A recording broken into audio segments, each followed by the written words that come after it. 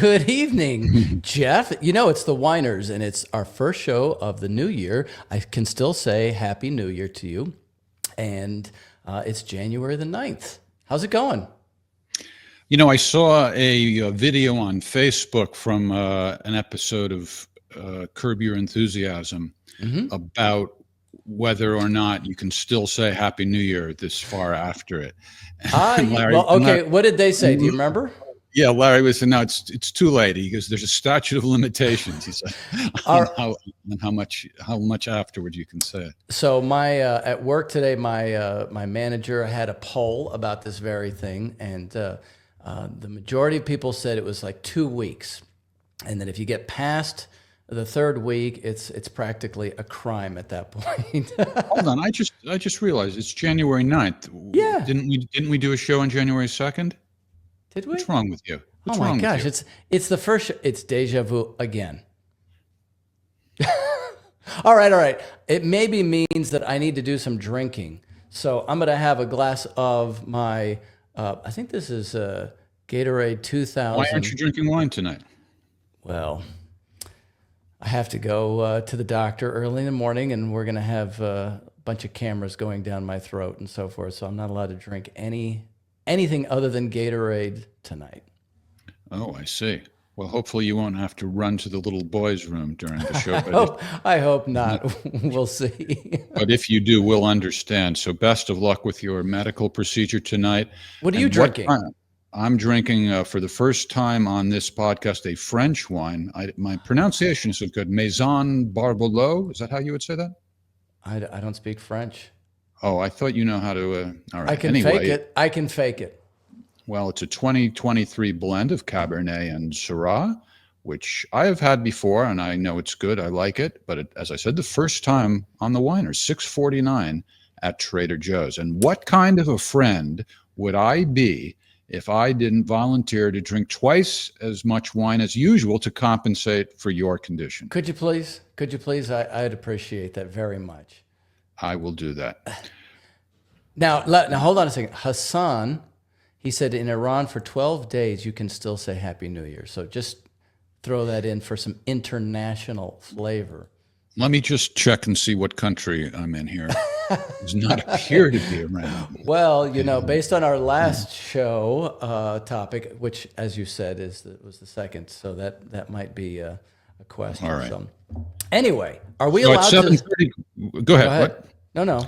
At 7:30, we'll be joined by Jose Vega, who's going to tell us about Doctors Against Genocide, and hopefully we'll find out whether or not Jose is for or against genocide, but the doctors are against it. And cool, yeah. My friend Ramona Jan will be joining us 20 minutes after the hour because there was a very lively Facebook discussion about Mark Zuckerberg's decision to stop using so-called fact checkers as part of a somewhat broader plan to adjust content moderation. I think it was actually about his perm. Oh, yeah. He also has a new hairdo, but we'll show that in the videos. He made a video, and we're going to break it down into parts. So before we get to the reaction to what he's saying, it makes sense to be clear about what exactly he did say. And okay, if you want to comment on his hair, that's your business. You're, as I say, strangely effeminate, so I'm not too surprised. Ryan is very muscular, yet strangely effeminate. Okay, there it is. So I'm just jealous. That's what it is, actually. In case you thought I was jesting. So it's part of a somewhat broader plan to alter content moderation.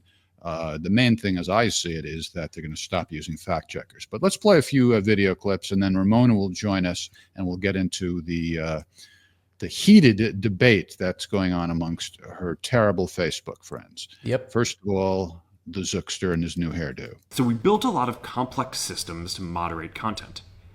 But the problem with complex systems is they make mistakes. Even if they accidentally censor just 1% of posts, that's millions of people. And we've reached a point where it's just too many mistakes and too much censorship. The recent elections also feel like a cultural tipping point towards once again prioritizing speech. So we're going to get back to our roots and focus on reducing mistakes, simplifying our policies, and restoring free expression on our platforms. More specifically, here's what we're going to do. First, we're going to get rid of fact checkers and replace them with community notes similar to X, starting in the US. Oh, that is fantastic. Fact checkers suck. What do you think? Yeah, it's very interesting. I have been fact checked to death on so many. I'd like to see this become not just X and then Zuckerberg copying what Musk did. I would like to see this sweep the entire internet. But just a little side point on that, he said that this is for now only in the United States. And that's probably because in Europe you have to always abide by the dictatorship of Europe. So Yeah. in other places. Well, he actually addresses what's going on in other countries later in the video, and we have a clip of that too. And it's a good point that you bring up, because it's one reason I have empathy for these social media owners, because they can't just simply mirror the First Amendment, because it doesn't have anything to do. They're trying to be an international company, and they either go out of business in these other countries or they yield to them. Now, to some extent, some of the social media companies are refusing to yield. Rumble is, I think, pretty absolute about it, and they're not on in Brazil and I think France and Russia. But they're also not on in Russia, but that's slightly different. Yeah. That's Russia's choice, not Rumble's choice. That's right. Yeah.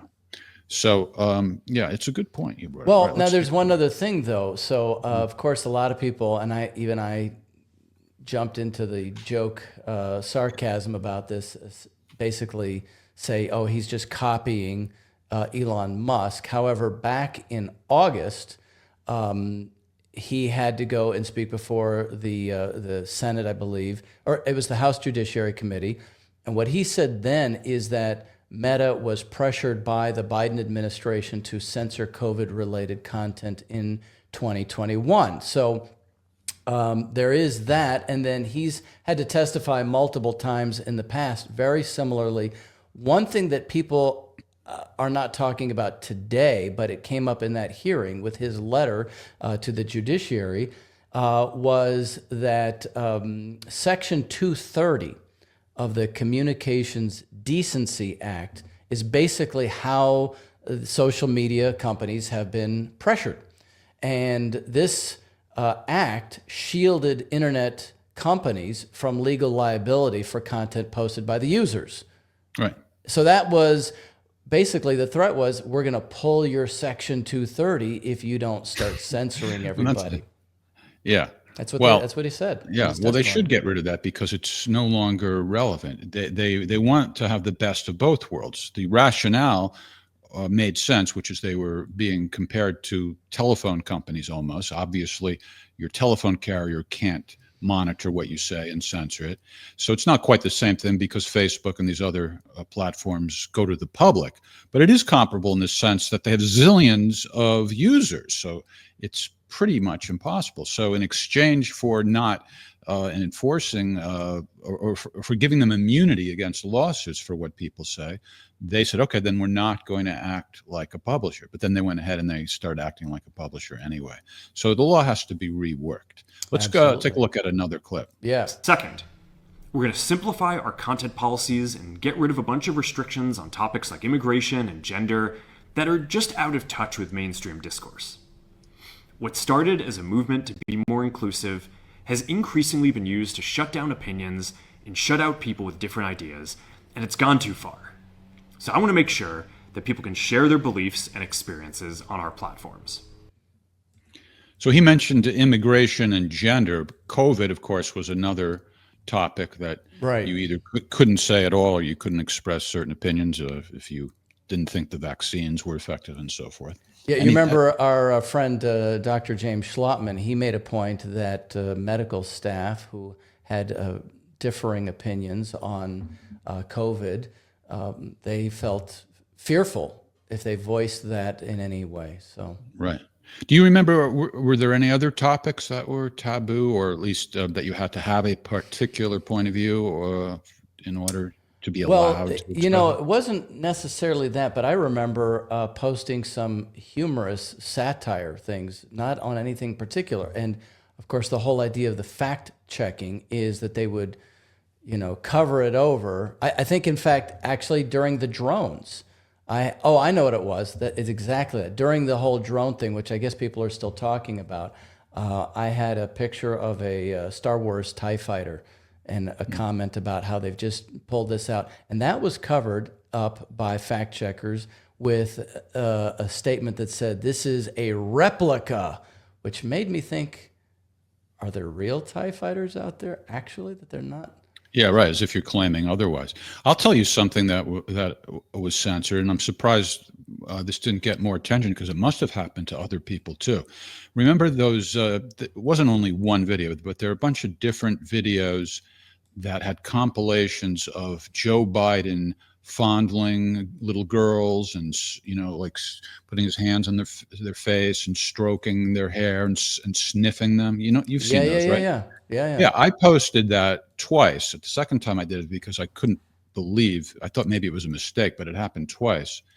And they took it down and they gave me a warning that I was violating their community standards about whatever, some kind of sexual content or whatever. But here it is, the president of the United States, doing it. And so they wanted to discipline me for merely sharing what he was doing. Unbelievable.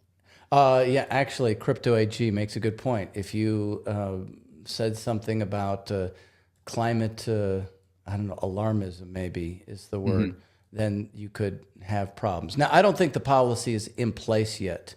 Zuckerberg's or Meta's policy. All right, let's take another look at, and you're absolutely right, he has a beautiful new hair. Third, we're changing how we enforce our policies to reduce the mistakes that account for the vast majority of censorship on our platforms. We used to have filters that scanned for any policy violation. Now, we're going to focus those filters on tackling illegal and high-severity violations. And for lower severity violations, we're going to rely on someone reporting an issue before we take action. The problem is that the filters make mistakes, and they take down a lot of content that they shouldn't. So by dialing them back, we're going to dramatically reduce the amount of censorship on our platforms. We're also going to tune our content filters to require much higher confidence before taking down content. The reality is that this is a trade-off. It means we're going to catch less bad stuff, but we'll also reduce the number of innocent people's posts and accounts that we accidentally take down. Oh, that is another great move. Absolutely. Basically, it's been kind of like innocent, and or rather guilty until proven innocent. If they have the filters set to catch all this stuff, and then you have to file a complaint or a protest, which you may never do. And then if you do, maybe they'll respond promptly, maybe they'll never respond. That's what I mean by guilty until proven innocent. Better to do it in reverse, what he's now saying. So Alicia, she's a fan of the show. She has been saying that she's gotten restricted from posting pro-Palestinian content. And that's a question, Jeff. Donald Trump said that if you attack Zionism, he may essentially censor you. Yeah, and that's where there may be some hypocrisy among conservatives. They don't tolerate certain opinions that conflict with the narrative that they want to push regarding Israel. There's many examples. Reverse woke in a certain way. Right. I mean, it drove me crazy when Elise Stefanik was questioning the 3 college presidents about is it against the school policy to call for genocide, and everybody acted like she was right to be pressing them on that, and there was something wrong with the presidents because they didn't say immediately yes. I hated that because the presidents actually, they maybe could have answered in a better way, but the gist of what they gave in response was absolutely correct. Because factually there is no policy against calling for genocide, And also, Elise Stefanik didn't give any hypothetical quotes. So how are they going to make a judgment about something that was said that, could be considered harassment, possibly, depending on what was said? But you didn't say what was said. You know what I'm saying? Yeah. No, absolutely. That is so. Yeah. It's kind of this football back and forth, as opposed to, let's just say, across the board, it has to be the same. Yeah. People are so unprincipled. I mean, it has nothing, in my opinion, my feeling is not based at all on the specific issue.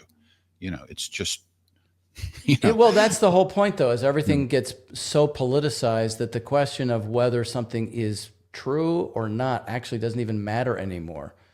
Right.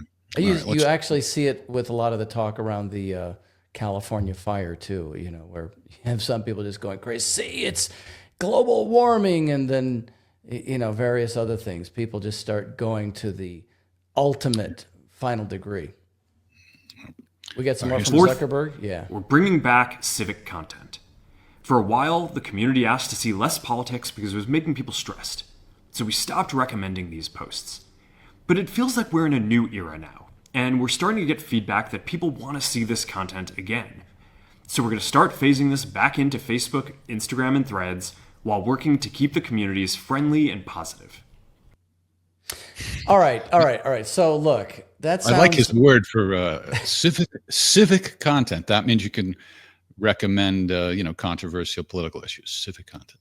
Oh, that's what he means. So, yeah, that's what he's talking about. Yeah.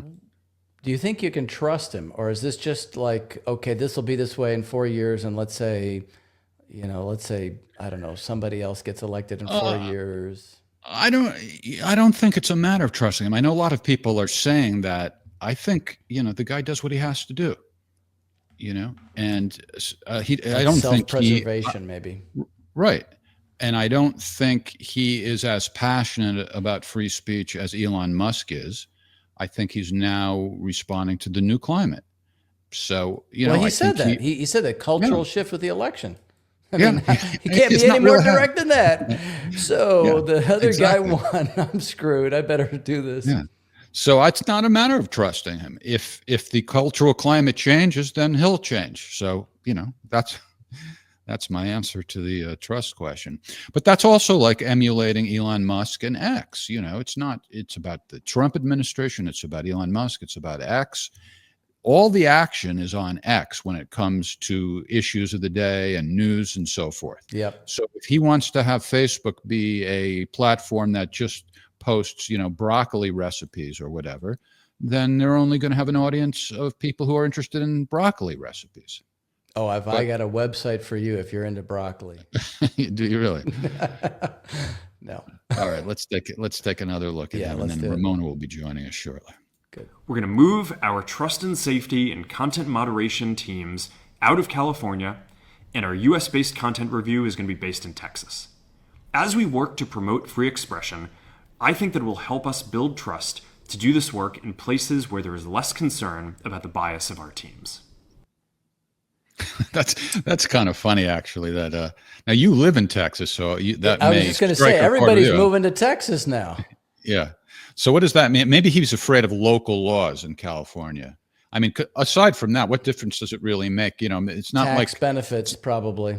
Well, yeah, he didn't say that at all, though. But yeah, that could be it. But it's not like a bunch of wokesters are going to surround the building and yell at him. But it might be. They might in California, right? Well, they might, and they might pass laws that are oppressive, whereas it's probably not going to happen in Texas. All right, here's one more, and then let's talk to Ramona. Finally, we're going to work with President Trump to push back on governments around the world that are going after American companies and pushing to censor more. The U.S. has the strongest constitutional protections for free expression in the world. Europe has an ever-increasing number of laws institutionalizing censorship and making it difficult to build anything innovative there.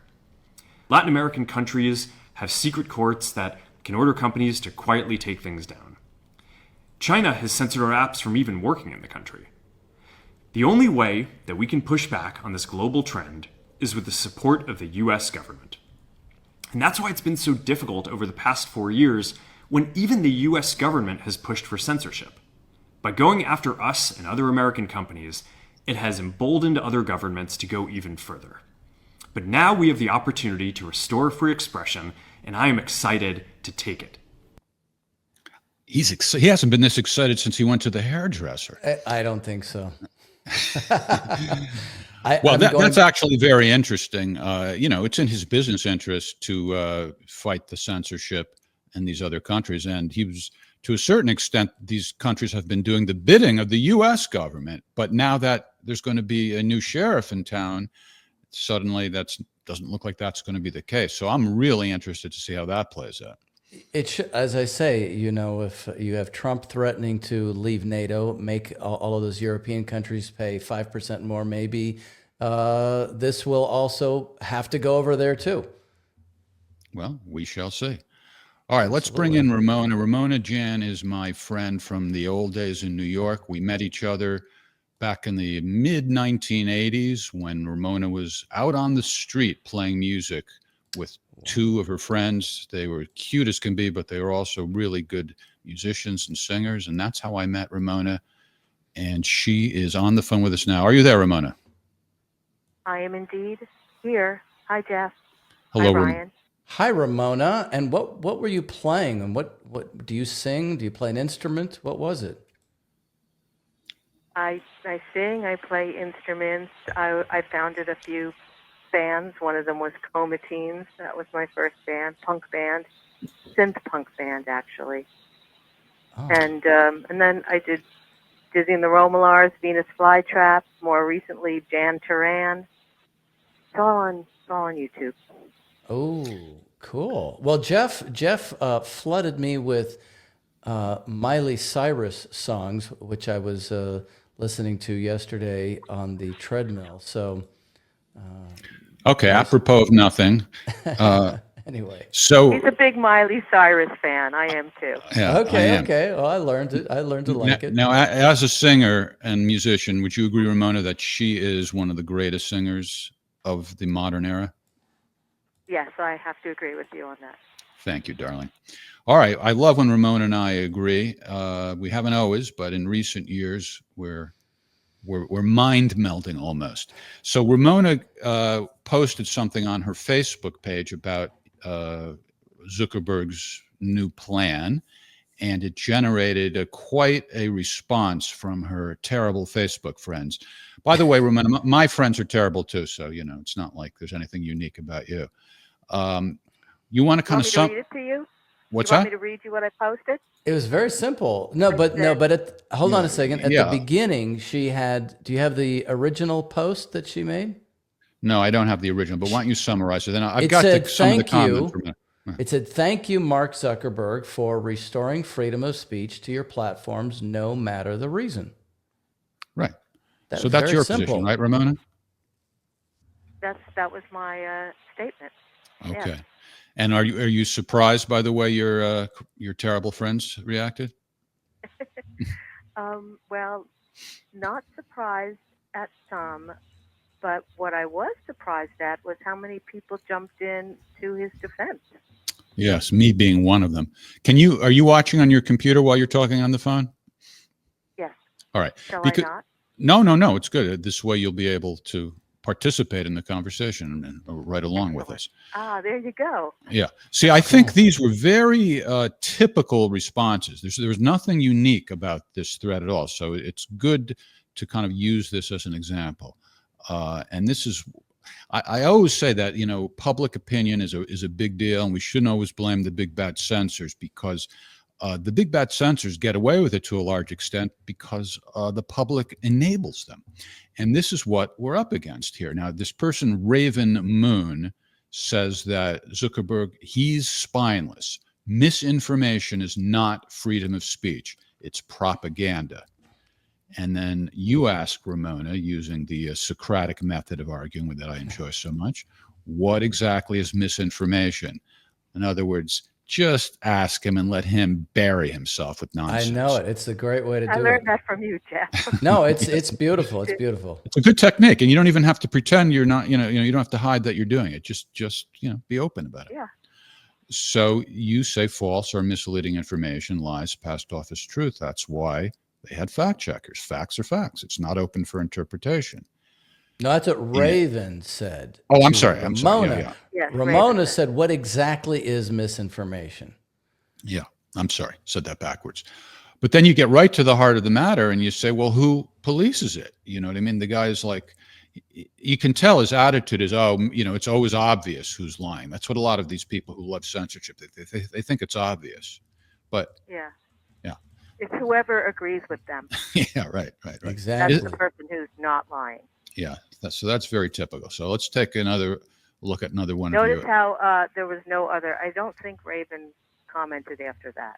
Oh no! Once you pin them down by just simply getting You to the blew heart it. of the matter, that's the end of it. It's either the I end like of to it. just whack-a-mole. Yeah, That's fine. right. That's what I like to do. It's either literally the end of it in the sense that it ends the conversation, or they'll change the subject, start insulting you, so forth and so on. Not that I'm against insults. I'm against Yeah. using insults to avoid the heart of the matter. I don't care if people insult me or not. That's fine. All right, Angela Page, another terrible friend. Get rid of her. So here she says, how would you feel, more or less, is what she's saying, if somebody posted, Ramona stole from someone, in other words, that they defame you. That, again, she's missing the point completely, right? Yeah. Because it's about, well, who's to decide that it was defamation, right? Why do you trust Mark Zuckerberg or the people he hires to decide? Yeah. And then you Ramona, pointed I out- noticed all of your comments were very calm. You didn't even get all hot under the collar like Jeff got. Thank you for saying like Jeff. You mean I don't call people brats and right. insult them? No, I don't, because I don't need to do that. I like to try to get rid of them in about 3 exchanges. I figure if I'm not doing that, then I'm not, working my end of the situation as well as I should. Well, and it's all about how you form the words and the sentences. It's different Really is. techniques. It's a writing exercise. Right. Well, it's true that I often call people brats, and I did call one of your terrible Facebook friends a brat, but I don't usually start off that way. I try to lure them into the realm of reason, and then if I get the sense that they won't go there, then a lot quicker than you will, which is probably never for you, but a lot quicker than a lot of people, then I'll go to calling them the names. But believe me, I would much rather, and if you go and check what I said, I did start off by trying to have a reasonable argument. But see, the thing is, Ramona, some of these people, the other word that I use right before brat, the adjective, is incorrigible brat. Yes. If they seem they're incorrigible, then it's like, I'm not going to pretend that they'll ever have a reasonable argument. Well, all right. So do you have some more examples of what Ramona posted there? Well, I just wanted to mention that she's, they're saying this is a bad argument that James Reynolds, one of her other terrible friends, said that about the courts being out of reach, because it's avoiding the heart of the matter. So that doesn't explain why you should rely on Facebook or somebody they hire. So, the point is. Yeah. I was going to say, this one right here. So this is great. Oh yeah. I Is Susan definitely- Tabachman David Tabachman's wife, Ramona? Yes. Oh. Do you know David Tabachman? Oh yeah, these two are as woke as woke. No, can be. not wife, sister. Oh, sister. Okay. A strange sister. I don't believe they're talking to each other anymore. Oh, all right. Well, he's very woke. You can ask David why. I'd like to know. I don't talk to him anymore. But anyway, yeah. So she brings up this half-assed analogy. Almost my favorite one. Yeah, No, yeah. it's, Yelling. well, fire. it's used everywhere. Yelling fire in a movie Example. theater is not freedom of speech. And this is the equivalent, she said. And it's fascinating because the 1919 Supreme Court case that this came out of was called Schenck versus U.S. And it was about a conviction. It actually upheld a conviction about distributing anti-draft flyers in violation of the Espionage Act. And Supreme Court Justice Wendell Holmes made in his decision, I guess, he said that the most stringent protection of free speech would not protect a man in falsely shouting fire in a theater and causing panic. Yeah, but don't be such. But the Let's be point fair. is, That's what she means. That's what she means, Ryan. Yeah, but the point is, people still get it wrong because it's not even true. That whole case was thrown out. Now, Back then, it meant Can I something. interject here? Yeah, go ahead. If I yell fire, even if I'm a hooligan, right? And then afterwards I say, well, I thought there was a fire.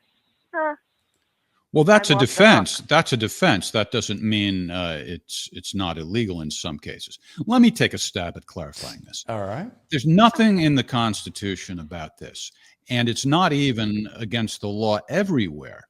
That's what true. this is really is that if and when there's a local law that prohibits something like this, then that law is constitutional. It's permissible. It doesn't conflict with the Constitution. So there may be some law about, making a false emergency report or something like that. And if there is, then it's illegal. But but we're talking about free speech because it could be illegal and not be a free speech issue. And Ramona gets to it in a one-word question. How? I know. I would have used two words. I would have said, therefore what? Because you can just tell that people like Susan Tobacco think they're making a great point. It's like, okay, got it. And what's the parallel? There is none. All right. In other words, it would be a great, if you, Ramona, for example, were making the claim like there can't ever be any exceptions, then that would be a good thing for Susan to say, oh, here's an example, there being an exception. But that's not your position, right? Remember, your position isn't that there aren't any exceptions, right? The exceptions are whatever is against the law. Right. It's exactly. Yeah, the problem is a lot of these, people have become a culture to this fact-checking thing, and it is sort of like what you were saying, Ramona. It's these confirmation biases. For example, well, I support this team in power, and this confirms my bias about this. So therefore, they're like, therefore it's okay. Some people think, well, hate speech. I mean, hate speech isn't necessarily well, it's protected in most of the case, but because people are now against hate speech because that is given a stigma. I mean, I don't like hate speech, but even what is hate speech? There's no such thing as hate speech in a legal sense. There's no legal definition of hate speech. But you're right. A lot of these people who love censorship claim that it's not protected, which is just factually wrong. What do you think about that, Ramona? Well, someone might say that calling someone a brat is hate speech. Right. But it's just an opinion. Mm-hmm. So I would agree. I even think the N-word is not an example of hate speech in some senses. You can call somebody a creep. It's just language, and it's not illegal. Right. When did you get to be so crisp and clear, Ramona? I love. You mean on a landline, or do you mean in the brain? I'm talking about the brain. Actually, your landline sounds weird. It sounds like it's like you're pushing to talk. You have some kind of. Sorry. You know what? Maybe I'm too close to it. No, that's not it. Did you hear that, Ryan? Doesn't it sound like it's a press to talk thing instead of just like the same audio? No, the whole she's time? in an undisclosed location. She's got a sock over the phone, and she's changed her voice a little bit just to protect the innocent. It's clear. It's clear, whatever. Jeff. You're try to get a straight answer out of Ryan, and no wonder I have to drink so much. Well, no, you're drinking so much because I'm not drinking. Do you have the part where I give them some legalese on defamation? No. Why don't you Tell say us what you're talking about it. about? Oh, you don't have that piece picked out? I think For the second time, no. You're talking about the written words, I think, where somebody would write Well, let something. her say it. Let her say it. Go ahead. So, do you remember what you said? I would have to find it. All right. Well, I don't. but do you remember the gist of your point? The gist of my point was I was trying to explain the difference between they were putting up little memes, I guess they're called. Facebook Of founder and Zuckerberg. convicted pedophile Mark Zuckerberg dead Yeah. at 36. So I was trying to show how that's actually could be considered defamation. Yeah. Because Right. it's in That's print. not an example of sure, yeah, you can say that, but that might be an example of something that's illegal. Right. It's harder to win a lawsuit for defamation when the subject is a famous person. But yeah, it could be. It definitely could be. Yeah. So now Jesse was commenting on the question of the N-word, and he says, well, hate speech could cause you to lose your job. But, again, as you said, Jeff, it's not legally defined. So maybe that could also mean you can sue the company for falsely. It depends whether or not you have a contract or whether or not you're. I think they call it an employee at will. If you're an employee at will with no contract, they can sue you for. Not sue you, but they can fire you for no reason at all. Doesn't That's have to be right. a good reason. Yeah. So that's not really what the First Amendment is about. The First Amendment is about restrictions on the government. What the government, to what extent the government can interfere with free speech, not private people. Of course, sometimes people work for the government, but that's another issue. Yeah, but And then I kept getting this question: what content should Facebook moderate? And did you have an answer to that? Anything that's illegal. Is that all? What else? I can tell. Can't think of anything. I might have to sneeze. This is a warning. We'll see. hurry up, get it out before you sneeze. I want to. No. First of all, I would say I share your sentiment, Ramona. I just wouldn't be absolute about it. I would say, for the most part, just let anything go except if it's illegal. But I could think of some exceptions. Doxing, for example. I was just going to say that. Exactly. You know what doxing is, Ramona? I do not know what that is. That's when you give out somebody's personal information, like where they live, their or something address. Like that. Yeah. And say, go beat up Jeff. No. Well, that's inciting, right? But even without inciting violence, I could see where somebody, a platform might want to prohibit something like that. Also, just something that might be the equivalent of heckling or over posting. If somebody posts 500 comments, over and over again, just saying something stupid, stuff like that. I could say that's not necessarily illegal, but I wouldn't object to it being moderated in that fashion. You see what I'm getting at, Ramon? Me moderate it like you can post something 50 times, but no more than that. Or whatever. Yeah, that's what I mean. In other words, it's about. So would that cover people who troll certain sites and post over? Like I'm on a lot of medical sites, and there are people who post the same, just cut and paste about Rick Simpson oil, or they're well, I don't think you can stop people from doing that completely, but what I'm talking about is if somebody were to do it like many times in the same thread, that some people do that. Yeah. Well, but Jeff, that comes under we, in Scott Ritter's Telegram channel, right? We have this thing where people start just putting one silly picture up after the other, and they'll, we stop them. We just stop their ability to post. All right. All I'm doing is giving you examples of something that is not illegal, but I could see where it might be a good idea to prohibit it. But the same that's thing not with a giving content away, fact. The that's same not thing a with content giving away check. where somebody lives, might be prohibited. Now, in your case, Ramona, maybe you would like to be visited by people because you're lonely, miserable, and desperate, as I am. I'm just kidding. But somebody, it could be a security risk for some people, like Elon Musk. Well, I agree agree that one shouldn't be allowed to give away one's private information, address, and such. But at the same time, other things can become a slippery slope. You know what I'm saying, Jeff? It could be, and I'm glad that you're concerned about it. But I don't think that Twitter has gone down a slippery slope. I think there's very few things they're prohibiting. But see, what you're both getting at are things that are not even related to protected speech or not. You're talking about a behavior that has nothing to do with the content at all. And yes, the term I use is viewpoint discrimination. This is not stopping an opinion, a point of view. Okay, it's stopping harassment.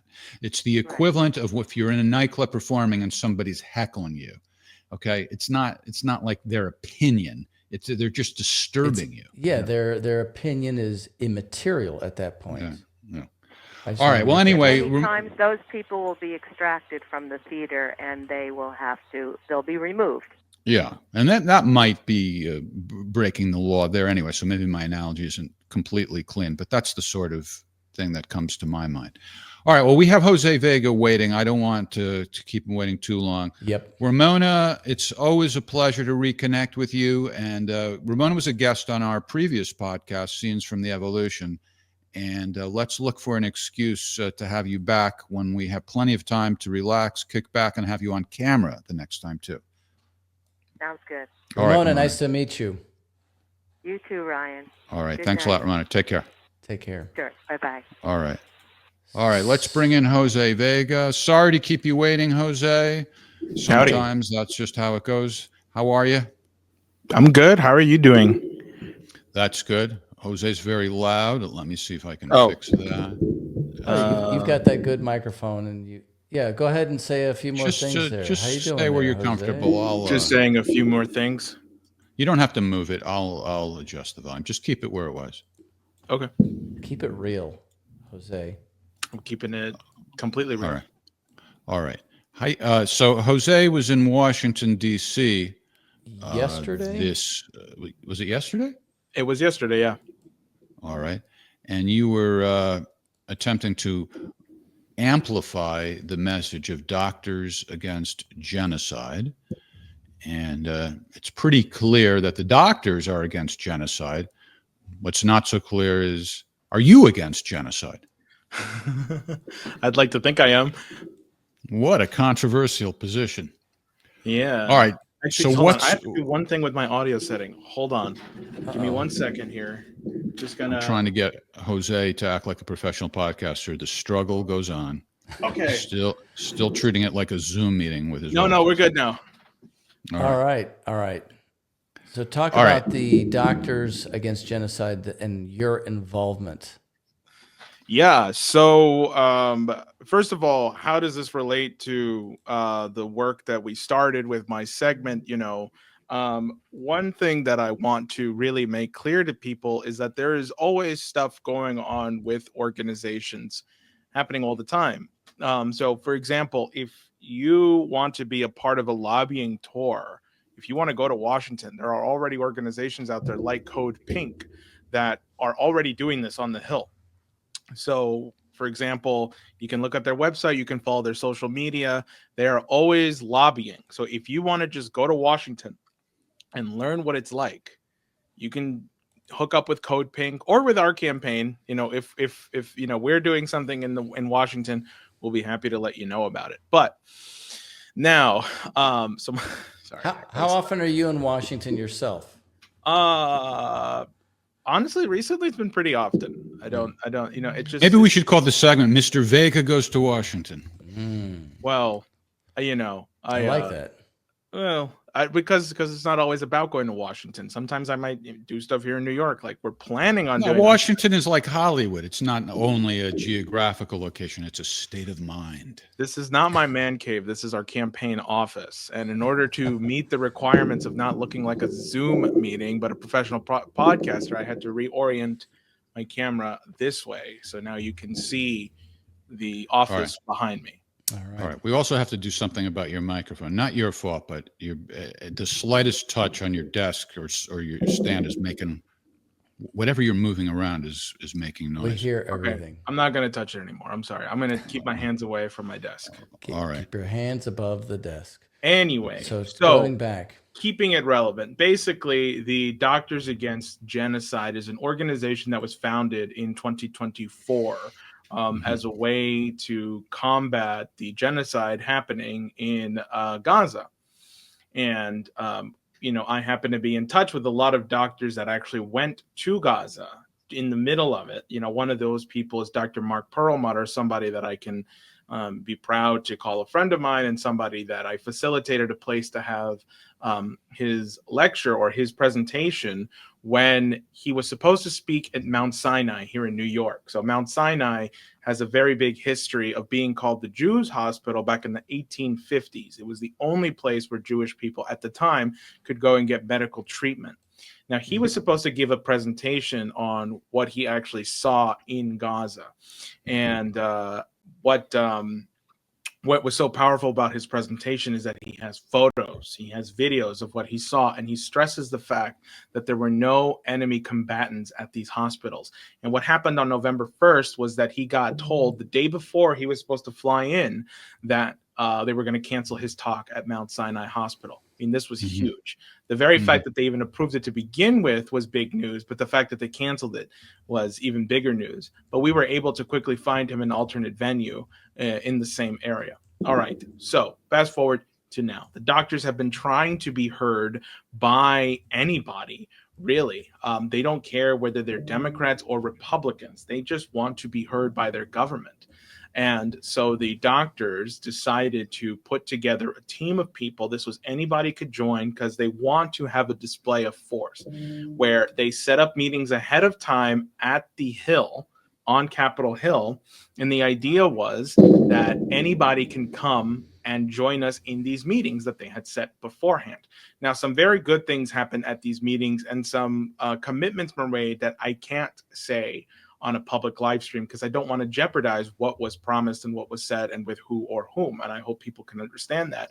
But I hope that also incentivizes people to want to join us in future trips to Washington. I understand that they're doing another big one. Well, can you tell us who you met with? Not necessarily what was said. You can't even say who you met with. No. All right. Well, we have photos that you provided, so obviously you have no objection to that. Who do we see here? What's going on here? So here, this was in the Senate side at Capitol Hill where they did an impromptu press conference. There's nobody there that's like official or legit or anything like that in terms of, legislative officials. Of course, that's why I okayed the picture. But this is Dr. Jabor, who's the man on the right, kind of smiling, shaking hands with some supporters there. They were hosting like an impromptu press conference at noon, and they almost got arrested, by the way. The Capitol Police were like, hey, you don't have a permit for this. This wasn't allowed. Like, you need to wrap this up. And Dr. Jabor just kept going and going and going and talking about it. And they brought What were they doing? What can you? I'm sorry, you might have just said it, but I missed it. What exactly were they doing that might require a permit? A press conference, kind of. They were gathered in the hall. There were about 30 to 40 people. Oh no, 50 people were in that hall. This was after that they had all dispersed and they were just kind of talking. Well, you do this more. I was going to say more often than I do. I never do it, but it seems to me there's a thin line between just talking in the hallway or doing talking to one reporter and doing a press conference. What is it that would require a permit? I mean, how do they cross that line into that territory? Well, that's the rub. It's like, should they not be allowed to go into the Senate building and just talk about what the legislators themselves are perpetuating? At what point is it an exercise of free speech to, hey, get the heck out of here. You're disrupting what's going on. Nobody was being disrupted. There was no amplification whatsoever. It was just a crowd of people gathered around in a circle, listening to each other. And I believe they were being harassed by Capitol Police. The Supreme Court has repeatedly ruled that the government can impose reasonable time, place, and manner restrictions. And you just named one of them. There could be a restriction on amplification, for example. But it's about something that would apply to everybody, not unique to any particular speaker, not unique to any particular point of view. So, hold on a second. Also, Jose, you said it was a press conference. So was there media there as well? There was media, kind of. I mean, there was. I mean, I sent you a headline there. I think Al Jazeera was present as well as that news outlet that I sent you. There was. Well, there may be. I would agree. Now, I don't know what the rules are. I would give the Capitol Police or whomever the opportunity to say what rule they might have been violating, but there could be a rule about the number of people that can assemble in one place. That would not be unreasonable if they impose it equally against everybody. Well, I mean, well, why? Like what? Well, no, Okay, there let's are do the, Because of time and place. safe, reasonable time, place, and manner.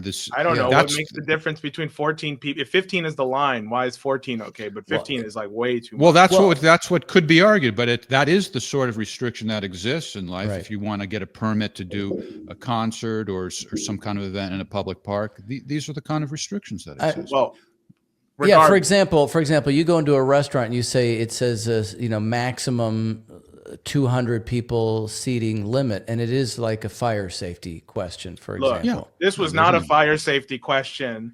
That place is huge. I couldn't even hear them. I had to like look, and when I saw someone wearing a keffiyeh, I said, "Oh, okay, I know I'm in the right place." And like the 50 people there look like ants. You're probably right. I'm just saying I'd be interested to hear if they claim there was any rule violated. Well, of course. Well, think about the hypocrisy of it, though, because like you see in that photo, like, that was one angle, but the 50 people still lingered around. Nobody was saying, "Hey, you all have to disperse." Right. Well, if I were there, I would have said to them, "Could you please identify what rule you're enforcing or what law?" and see what they said. Did anybody say that to them? Well, you weren't there, Jeff. That's the reason you should be there. All right. So here's another photo that you provided.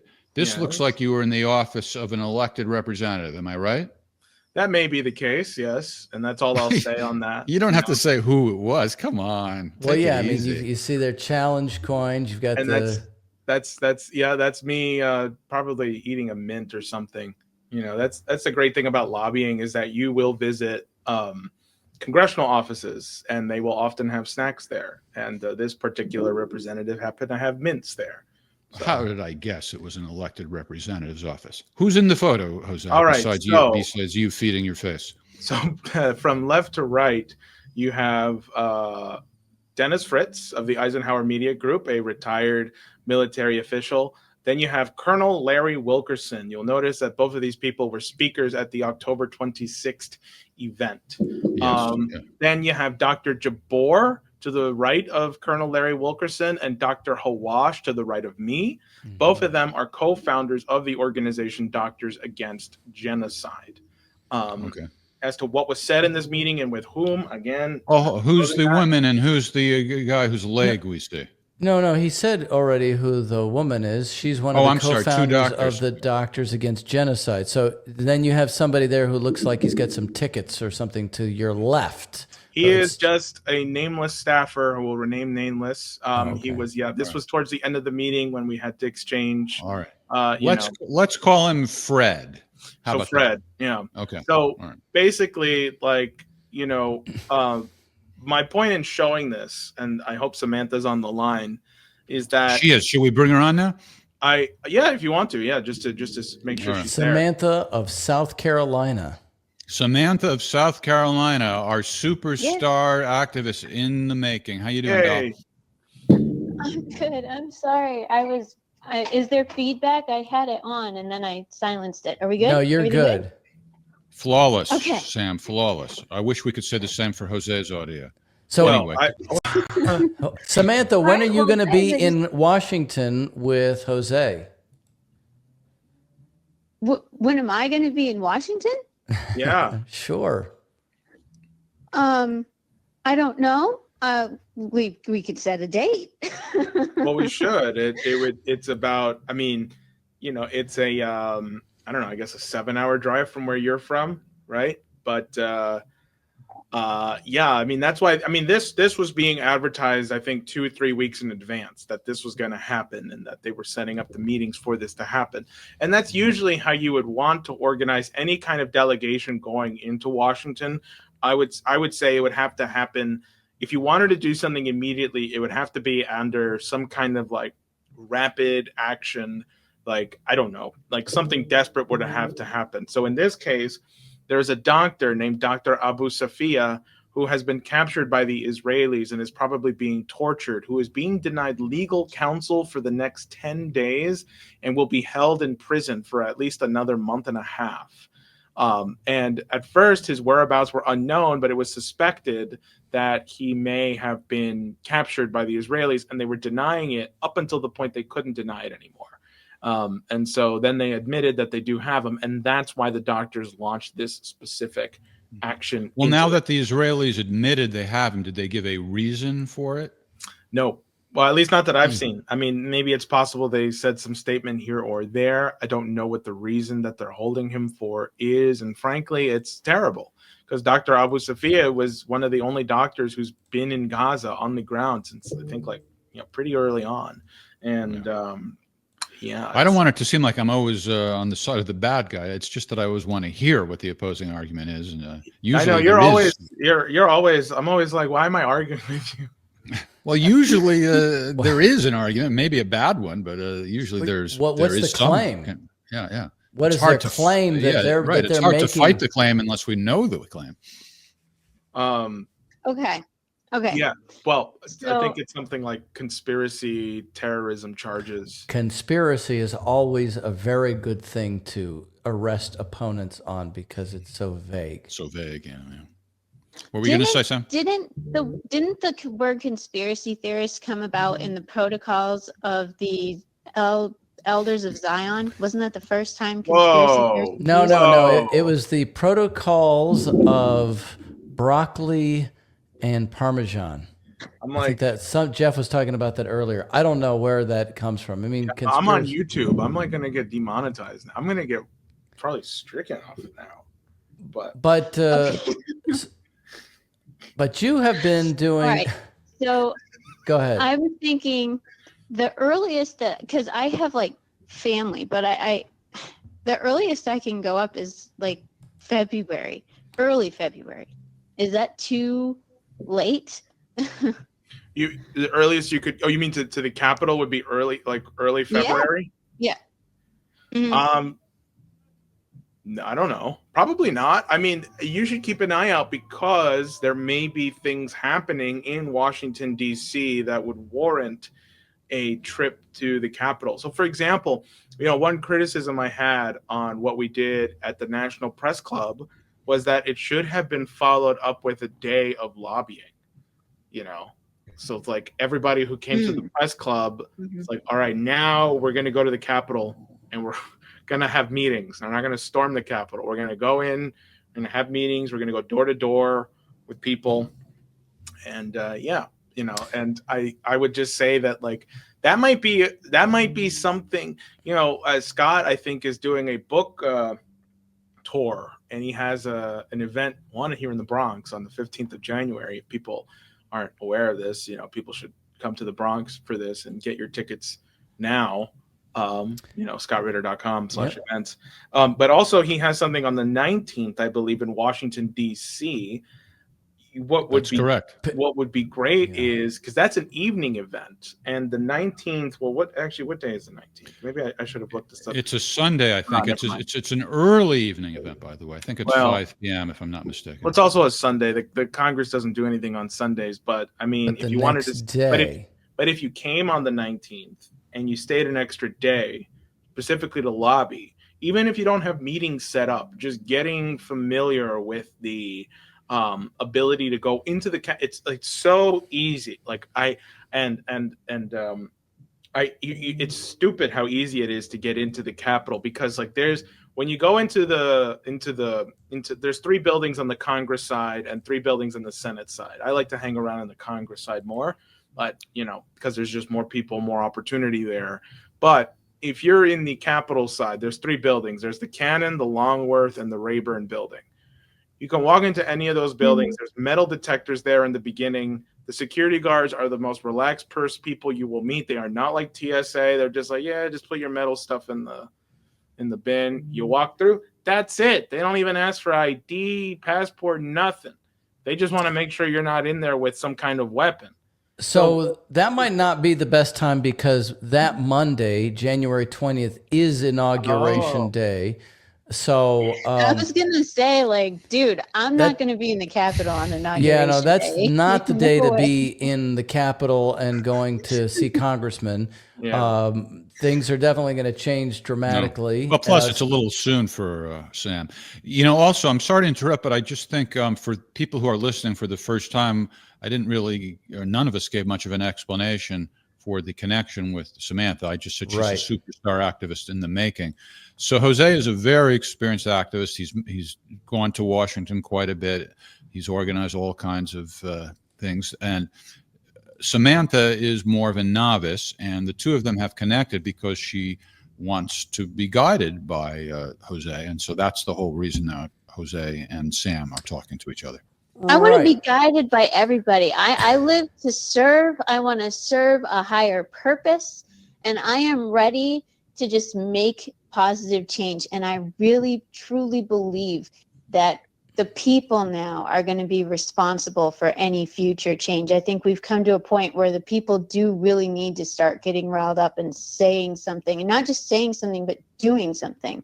It's our turn. Like, we really have to start No, that's working absolutely towards true. making what we want to see. Yeah. You think What? about Donald Trump saying we're going to get out of these wars, and you still have, remember, you did this petition for HR 10218 to prohibit the transfer of ATACMS missiles to Ukraine. They're still getting them. And of course, a lot of people have pointed out about the fires in California, and yet still more money is going to Ukraine. So I think you're absolutely right. You've done some work with your congressman, but I think middle of February might be a very interesting time. Now we'll see. Valentine's Day. Ooh, that'd be an interesting I time. forgot about Valentine's Day. I never celebrate holidays. I believe you're a married forgot about woman. that. Maybe you can bring your husband with you for a romantic trip to the nation's capital. Yeah. Go see Congressman Joe Wilson with your husband. Yeah. Oh, that would be great. No, I've been I actually posted a video of going door to door on my own road. But I didn't go to anybody's doors. I live on a dirt road, so it was kind of me talking and rambling on the dirt road. Oh, But really? that's okay, because it was showing enthusiasm and it was showing movement. So that was good. That's Yeah, right. I'm actually go on. No, go on. go ahead. I was just going to say, like, if you are planning on coming to the Capitol, and ahead of Mhm. time, there's nothing stopping you from writing and emailing and calling the offices of representatives who you want to meet with. So, for example, like, we were making specific requests from certain legislative officials. In the case of Ukraine and you want to stop the war, what I would do is, you see, this is part of the reason of why originality works so well. First, I would request a meeting, of course, with Joe Wilson's office and see if anybody will meet with you. You write to them or call them and say, look, well, actually, you can get their DC number pretty easily. You call, you say, look, my name is, Samantha. I'm down here. I'm a constituent. I'm coming to the Capitol on X day, and I want to meet with the congressman. And don't buckle down on that. Mhm.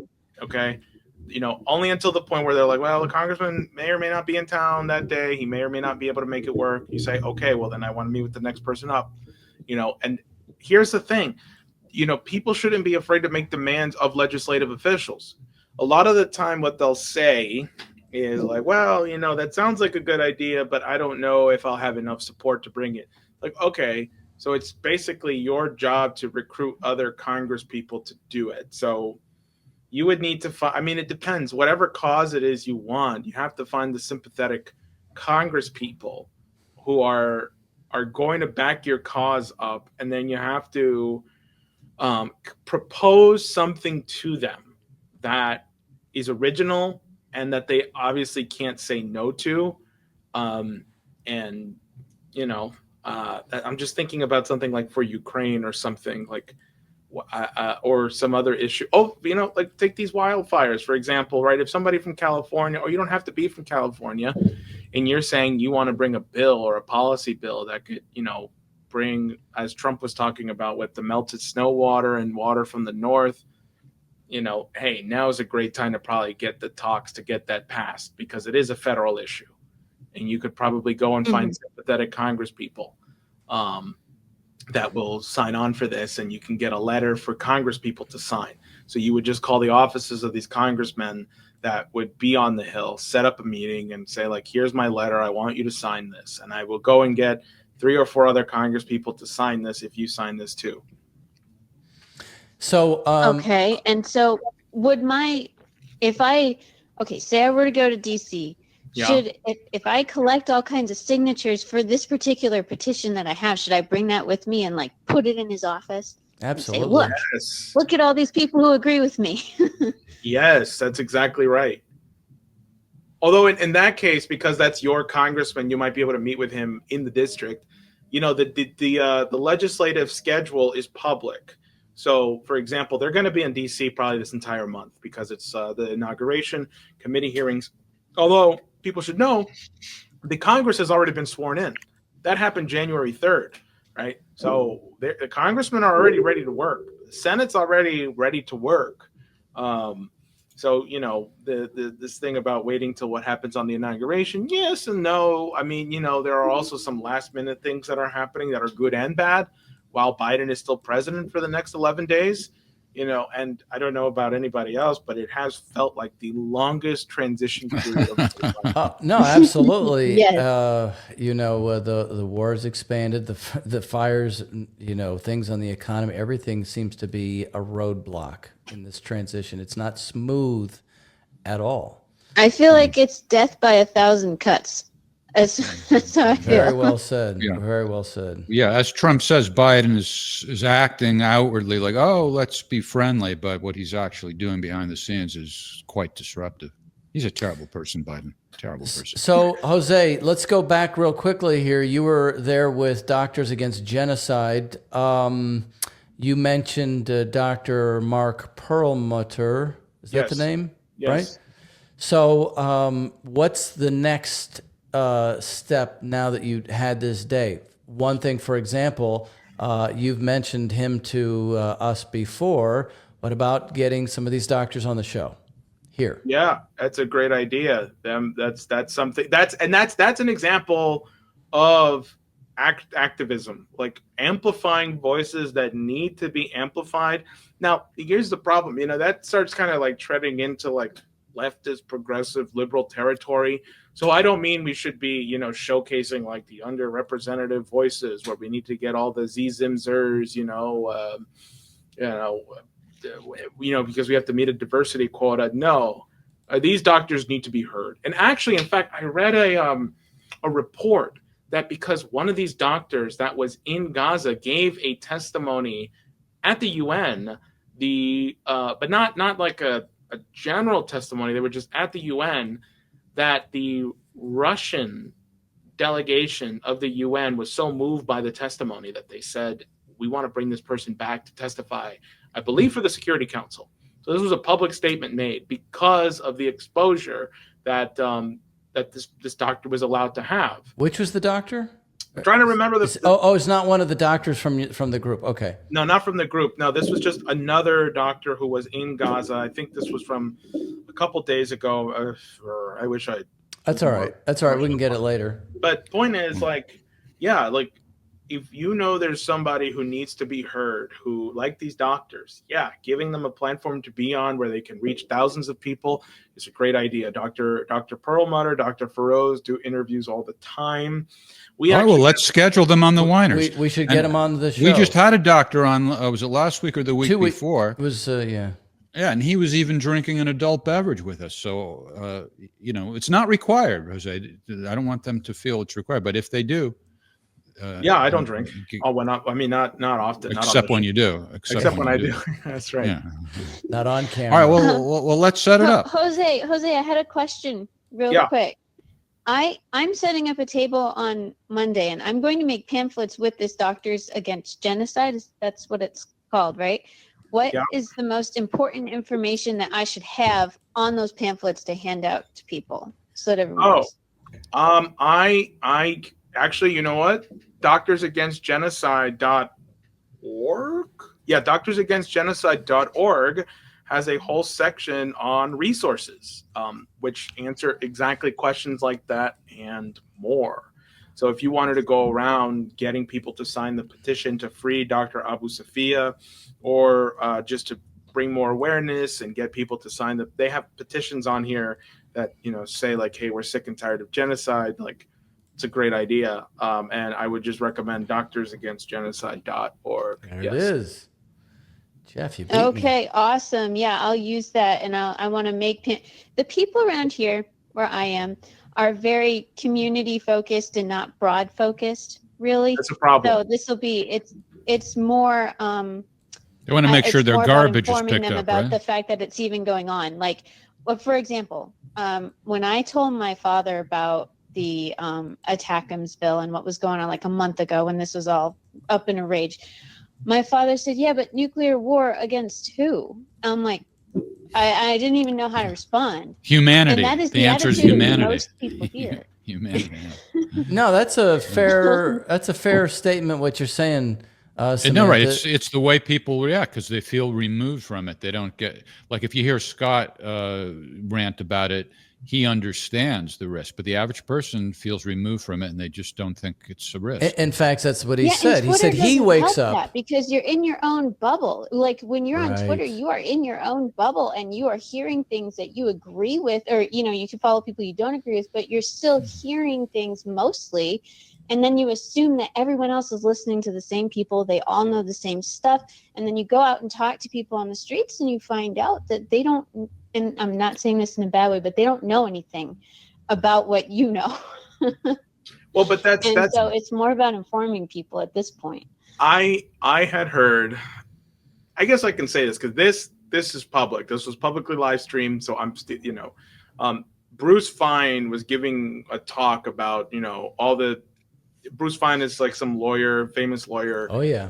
He was giving a talk about presidents that can be impeached, and he was giving an anecdote. He says, "Oh, I have dinner with Thomas Massey all the time. Thomas Massey. But Thomas Massey, he says to me, Bruce, reading the Constitution to my constituents is like reading Shakespeare to cows." And That's funny. But I'm not saying that to say that that's a true statement or that that's a conclusive statement. I think that that's a lie. See, I like Thomas Massey as a congressman. The problem is that, he doesn't see himself in the position of having to be an educator. Because if I were a congressman in my area, I would have that same problem where like people aren't going to understand the Constitution, especially here in my district where we are in the poorest congressional district in the country, which is also the most illiterate district in the country. But I'm not going to say, yeah, it's hopeless reading the Constitution. No, it's like as a lawmaker, as a representative, that means I also have to be an educator. And it's like I have to get my constituents to understand what's happening outside of their bubble. Well, one thing is accepting his role, that the role that you want him to accept. The other thing is, making a judgment about the public. On the other hand, Scott and I interviewed Dennis Kucinich a few months ago, and we were trying to say, that we got to hold the public accountable to some extent, and he was like, no, not at all. Yeah, that's what he and I differ. I mean, I don't care. Yeah. I have no problem with saying that it's the people who voted for Bush twice and Obama twice, okay, that put us in the mess we are in today. But maybe the difference is that I'm 26 and Dennis Kucinich is whatever old he is now. Youngsters are always more optimistic. And you're talking about those people that vote in this very divided, very specific tribal kind of way. And then there's all the other people who don't even vote. I had a nice interaction. Do you buy what I said, Jose, that there's a difference between like what he should be trying to do and making a judgment about whether or not it's doable? Well, you have to be like a loving father. If you know your son is doing something wrong, you're supposed to correct the behavior. You're not supposed to. Okay, that's fair. That's admonish them and be like, yeah, you're the problem. And that's why we're all so. It's like, no, you're the problem. I have a solution. And I think you need to follow me to get this up. Because like, yes, has the public been misled? Yeah, that's a given. But also, geez, I'm sorry. I know I keep touching my microphone. I don't mean to. Anyway, Has the public been misled? Yes, absolutely. But at the same time, it's like these are adults we're talking about who have to take some responsibility, because at the end of the day, it is up to the citizenry. But what am I going to do? Just whine and pout about how bad the public is? I already know how bad the citizenry is. My job is to change it. And the best way to change it is just to inspire people to want to change. That's all. You have to show people that there's a reason to change. But Yeah, I can be too cynical sometimes. You're right. That's a worthy aspiration. I agree. well, I think there's a counter to that, where there's a lot of people who just don't have the resources to be able to change. Like when I was out campaigning door to door for Kennedy, I would knock on people's doors, and then I'd say, Mr. Kennedy wants to know, what are the most important issues to you? And they didn't know who Mr. Kennedy was, and they told me that they needed that hole in the road fixed. Well, that's because the Kennedy family their isn't very cars. famous. I mean, who ever heard of the Kennedys? Well, they're just like, can you just tell them that we need the hole fixed in this road? Or like literally that was on their minds. They don't necessarily have the time, because they're working full time, and the brain width to expand like think big like that. Well, and there's also rural people and then people in the city, right? But the thing is, like, thinking is instantaneously. You don't have to like sit there and think for hours on how to think big. If somebody is telling you, hey, my lamppost is broken, or like, I don't know, just fix the pothole in the road, you're supposed to just be like, I mean, like, yeah, that's probably something that can be folded into a big infrastructure bill. You're supposed to be creative. Like, that's the thing. For those of us who say we are aware of what's happening in the world, it is not our job to submit when someone says, I don't have the time to think about that. You fight people, not literally physically, but like, I was in 138th Street and Willis Avenue. Okay. I am in the poor of the poor place, where I have been told, well, people care more about food stamps than they do about who they're going to vote for. First of all, I think that's a disgusting thought, because people are not animals. They are not pigs who only care about what they're going to eat next. They are human beings. And you have to believe, and sometimes this is hard. It's been hard for me lately, just for a moment of transparency, but you have to believe that people are better than what they say they are. You know why? Because people are afraid of being great, and people are afraid to think more than they should. And when you show them that it's okay to do more than they think they can, that's when you uplift and inspire people. And so, Samantha, I would urge you, don't give up when someone says, well, I don't have the time. I have nothing. I came from nothing. I started this campaign on a dingy webcam, and like, hey, at least I have an office now, So, and this was like the poorest of the poor part of the entire country. And we were able to start a process that's not going anywhere. So things can be done. You just can't. Starting with an office, that can be a big deal. It's good to have a nerve center, a place where people can get together, collaborate, exchange ideas. And I assume that if it's such a poor district, the rent is probably inexpensive. So it's a very it's pretty bad. It's pretty bad. It's New York still. It's still New York, yeah.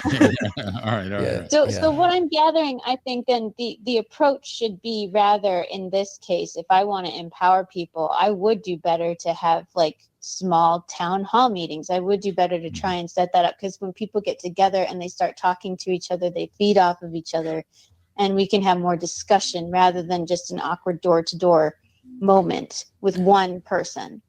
Yes. So that's because they see you as one person, right? And the little group meeting, even if it's like 3 or 4 people, the point is that now it's a discussion, it's a dialogue. Right. Yeah. But by the way, there's a third choice. You could also have meetings in people's homes. That's another thing. That's right. That's very easy to do. You don't have to worry about any costs or formalities or anything. You just get a bunch of neighbors together in somebody's living room.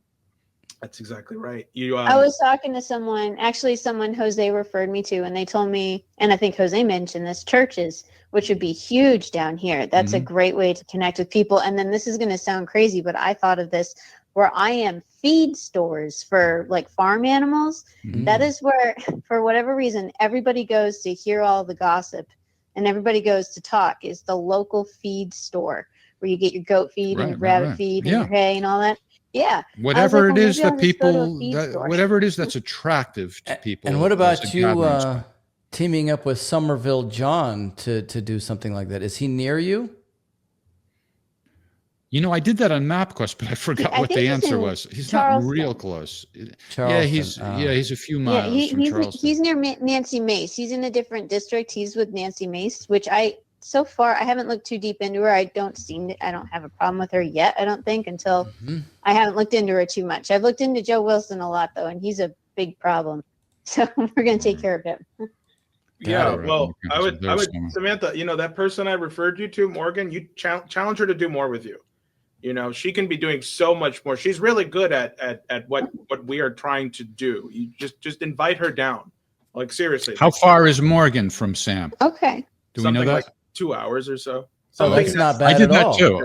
Yeah, I looked into that too, but I forgot all the results. I was. And but you know what? Even for that matter, invite Jeff to come out there. Oh, Jeff, you're not you'll that need far extra from security. Samantha. Dude, okay, so- you'll need extra security. And to I'll keep come up down with there the too. fence. I know I've Come down threatened to come forever. down. Let's all go down. How about everybody except Ryan? Right? Oh. Yeah. Oh yeah. Ouch. Sorry. Well, Ryan's Ryan's having a medical procedure tomorrow, so let's all wish him the best for that. You all have to come down. You have to come Samantha down in doesn't the care. summer. You have to come down in the summer to eat my pears. All right. I have Asian pears. I have a homestead, so y'all have to come down to my fruit tree homestead some and pie. eat all my pears and apples All right. and stuff. As Make long some as pie. there's no humidity in South Carolina in the summer.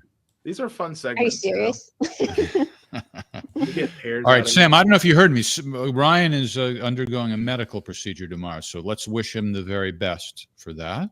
Oh, Ryan, Not that you'll be okay. not that your Everything's pears aren't gonna be important. fine. All right, there we go. That's what I was looking for. They're Ryan. not A little putting love, me Ryan. to I'll sleep, sing you a Samantha. Russian lullaby later to make you go to sleep. There you There you go.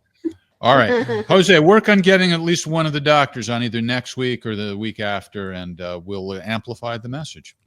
Yeah, that sounds good to me. I will do that. And just like if anybody wants to get in touch with me, by the way, you can reach out to me on my social media. My handle is right there. Joe's There's- B. Trigger.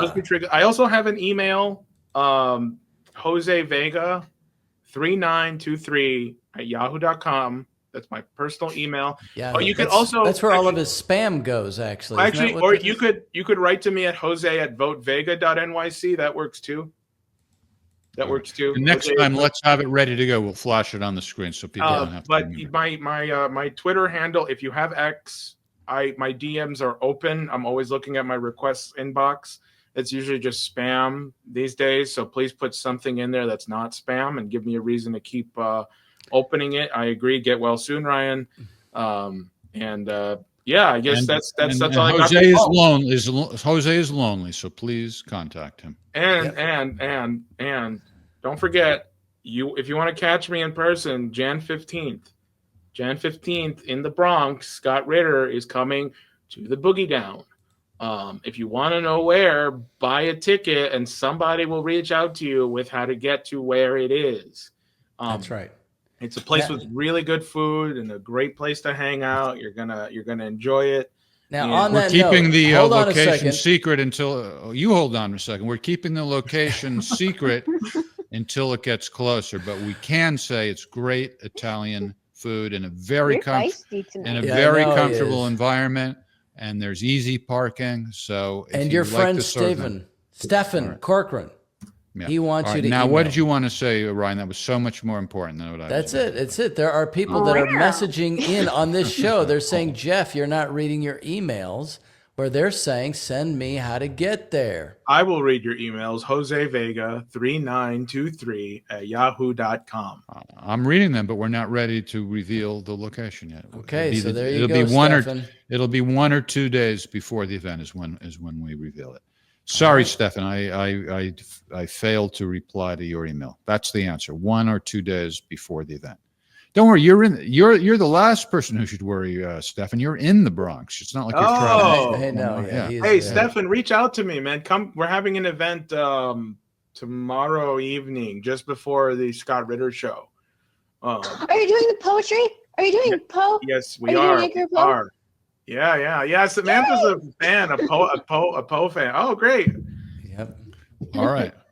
All right, making a lot of right, connections guys. here. So join us tomorrow night and Ask the Inspector at 8 p.m. Eastern Time when Scott Ritter, our favorite weapons inspector, treats us to 2 glorious hours of world-class geopolitical analysis with audience questions being answered. And join us on the Whiners next Thursday night at the usual time, 7 p.m. Eastern. Maybe we'll have one of the doctors on. Who knows? Maybe. All right. Thanks a lot, Jose and Ryan and Sam. And thanks also to Ramona Jan for joining us earlier. And thanks to our beloved audience. Take care, everybody. Good night. Au revoir.